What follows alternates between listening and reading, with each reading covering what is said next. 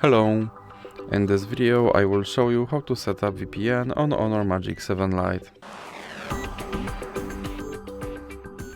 So you have to start by opening your Google Play Store, then click on search bar and then type in Turbo VPN and click search.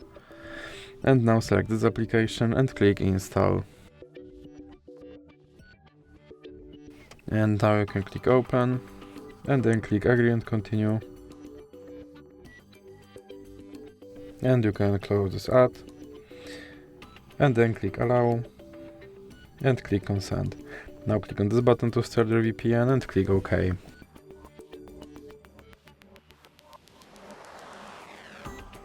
And now you can close this ad, and as you can see I'm connected to VPN in United States. So that's it for this video. If you liked it, please remember to leave like and subscribe.